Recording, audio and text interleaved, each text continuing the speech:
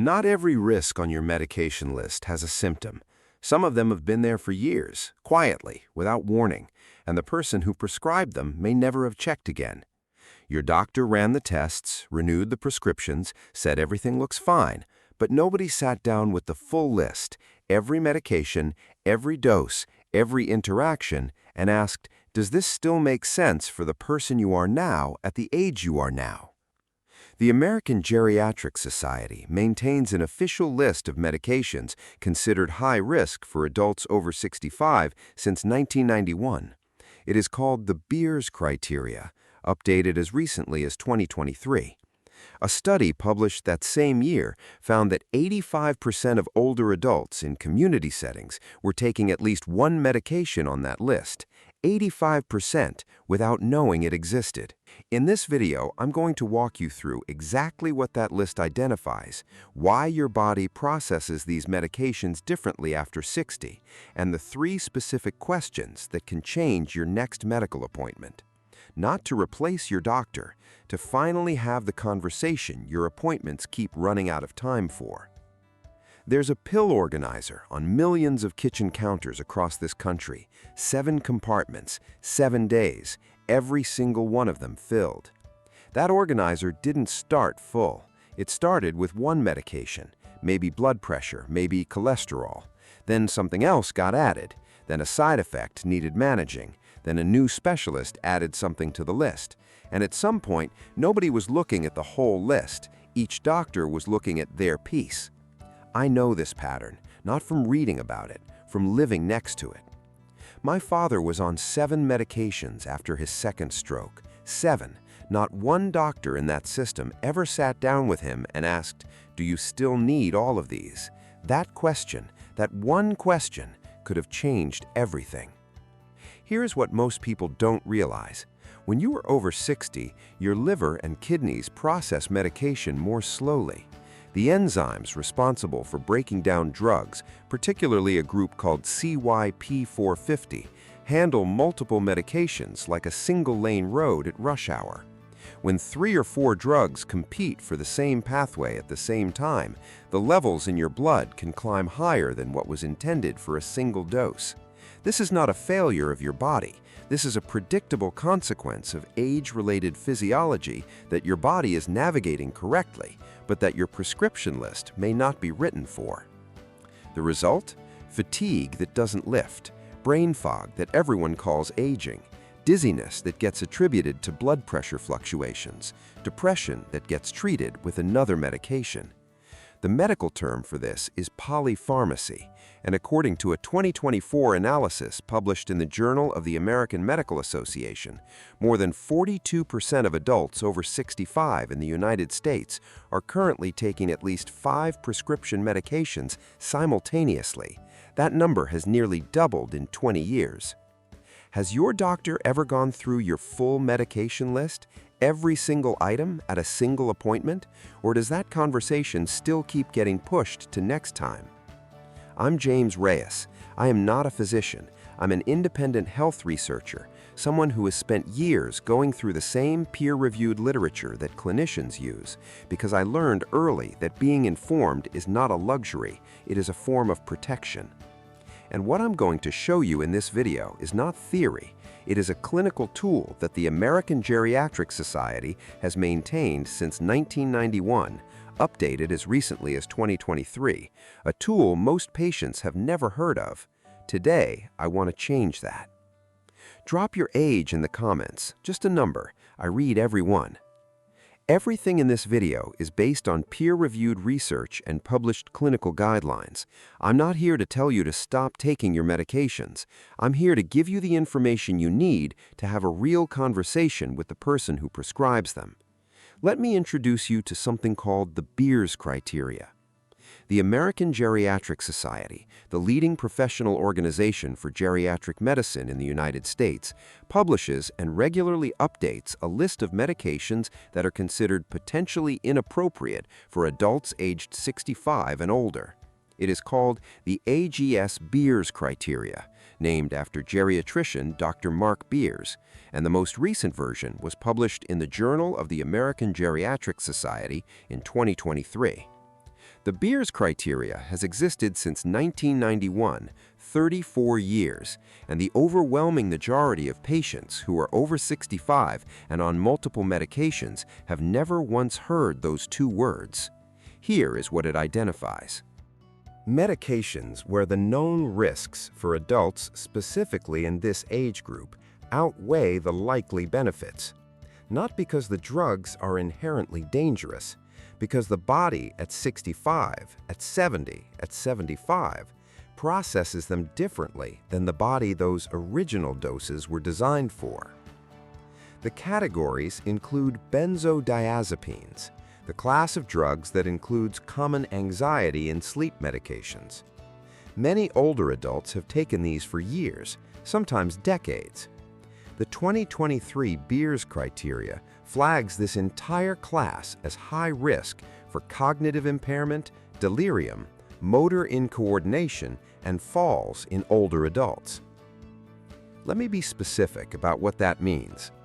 A medication that helps someone sleep at 45 may, at 72, produce a level of sedation that impairs balance at 3 in the morning when they get up to use the bathroom. The same dose, a completely different risk profile.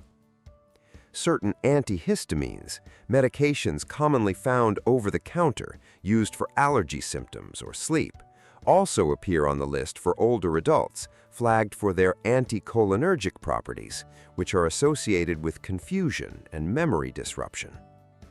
Statins at very high doses in adults over 75 with no prior cardiovascular event. Certain muscle relaxants, certain antidepressants. Think about someone 71 years old, retired, active, wakes up tired, word retrieval starts slipping, stops going on long walks because the dizziness worries her. 3 different doctors, none of them in the same room. One of them eventually suggests she might be showing early cognitive decline. Nobody looks at the medication list, a list that includes 2 items on the 2023 Beers criteria, prescribed before she turned 65, never revisited. A 2025 study evaluating the impact of the 2023 Beers criteria found that 85% of elderly patients in a community setting were exposed to at least one potentially inappropriate medication. 85%. If your medication list was reviewed against a clinical tool like the Beers criteria right now, do you know what it would find? Before I get to the specific questions you should be asking your doctor and why most physicians don't bring this up first, I need to explain something about how this problem gets worse over time, not slowly, in a cascade. If this is landing for you, subscribe. I cover research like this every week, the kind that doesn't make it into a 5-minute appointment. Here is what I need you to write down. The problem is not that your doctor made a mistake prescribing any individual medication. The problem is a structural one, and understanding it is the difference between feeling helpless and knowing exactly what to ask for. It's called the prescribing cascade. It works like this. A medication causes a side effect. The side effect is recognized, but not as a side effect. It's recognized as a new symptom, and a new symptom gets a new prescription. An ACE inhibitor causes a persistent dry cough. The cough gets treated with an antihistamine. The antihistamine causes daytime fatigue. The fatigue gets interpreted as possible depression. A low-dose antidepressant is added. The antidepressant interacts with the blood pressure medication at the CYP2D6 pathway. Blood pressure becomes erratic. Dosage is increased. That's not an extreme scenario. That's a pattern documented in clinical literature called an adverse drug event. And according to the Lown Institute's analysis of Medicare data, 750 older adults are hospitalized every single day in the United States due to serious side effects from one or more medications. Every day, 750 people. Over a decade, that translates to more than 35 million medical visits, specifically for adverse drug events. Now here's the part that surprises people. When researchers asked older adults directly, if your doctor said it was safe, would you be willing to stop one or more medications? The answer, in study after study, is yes, overwhelmingly yes. A national poll on healthy aging, conducted by the University of Michigan and supported by the National Institute on Aging, said that more than 80% of adults aged 50 and older who take prescription medications said they would like to stop at least one of them if their doctor gave the green light. More than 80%. The patients want this conversation. The research supports this conversation. And yet, the average primary care appointment in the United States runs 12 minutes. There's simply not enough time, not for the conversation that a full medication review requires.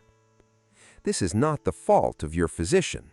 It's a limitation of the system they work inside, which is exactly why part of the responsibility, unfair as that may be, falls on you as well, not to make the clinical decision, to request the clinical review. Let me take a step back, because I think there is something that gets lost in conversations about medication lists, something that matters before we get to any tool or any question or any appointment. When someone has been taking a medication for 10 years, there is an emotional dimension to that relationship. The pill has a name, it has a routine, it sits in the same place on the counter every morning. And for many people, especially those who watched a parent suffer from something that the medication was meant to prevent, stopping it doesn't feel like a clinical decision. It feels like a gamble. I understand that. I have felt that. My father never stopped his blood pressure medication after the first stroke, not once, and I don't know. I genuinely don't know whether that was the right call for his specific body at his specific age with his specific other conditions, because nobody sat down and figured that out with him. They just kept refilling. That is the problem I want you to understand. Not that medication is bad, not that doctors prescribe carelessly, but that the system creates conditions where the medication list is always easier to add to than to review. And the older you get, the more conditions accumulate, the more specialists get involved, the more that list grows without anyone responsible for looking at the whole picture. There is a phrase used in geriatric medicine, the medication reconciliation. It is literally what it sounds like, a reconciliation, bringing together everything a patient is taking across all providers and asking with current clinical information whether each item belongs. This is not a routine part of most primary care visits. It takes time that the system does not budget for, but it exists as a service. It is documented, it is billable, and you can ask for it by name. Now, I want to give you something concrete to think about before your next appointment. Not a checklist, something more specific than that. Think about the medications on your current list. For each one, there are 3 things your prescriber should be able to tell you: why you were started on it, whether the condition it was treating has changed, and whether the risk-to-benefit calculation looks different now than it did when the prescription was written. Most patients have never asked those 3 questions in a single appointment. Most prescribers have never been asked them together. That is not a criticism, it's a structural reality, and it's exactly the kind of structural reality that the work of researchers like Dr. Ariel Green is trying to change. When she talks about person-centered deprescribing, she is talking about something very specific. Not deprescribing as a cost-cutting measure, not deprescribing because the list is long, deprescribing because the patient in front of you has values, priorities, and a body that is different today than it was 5 years ago, and the medication list should reflect that. What matters most to you, that is not a philosophical question in her framework, it's a clinical question. If staying sharp and independent matters more than any other outcome, then a medication that carries a 15% increased risk of cognitive decline at your age is not a neutral choice. It's a choice that should be made explicitly, not by default, not because nobody reviewed the list. Here's a number I want you to sit with. The average older adult in the United States sees between 4 and 7 different physicians per year. Each of those physicians has access to part of the picture. The patient is the only person who is present in every single appointment, who takes every single medication, who experiences every single side effect. That means you are by default the coordinator of your own care, not because you chose that role, because no one else has the full view. And the only way to change that is to walk into an appointment with the right questions and to know what you're asking for. The process of systematically reducing or stopping medications that are no longer necessary or that carry risks that outweigh benefits for your specific body at your specific age, this is called deprescribing. And in May 2026, at the American Geriatrics Society annual scientific meeting, Dr. Ariel Green of Johns Hopkins University received the Thomas and Catherine Yoshikawa Award for Outstanding Scientific Achievement for her work in exactly this area, advancing what she calls person-centered deprescribing, aligning a patient's medication list with what actually matters most to them. Not the list from 5 years ago, not the list from a different body at a different age, the list that makes sense for who you are now. If you're over 60 and this feels familiar, let me know your age in the comments. You came into this video wondering if your pill list was working against you. The honest answer, based on the research, for a significant number of people watching this, yes, some of it probably is. But here is what I want you to leave with. This is fixable.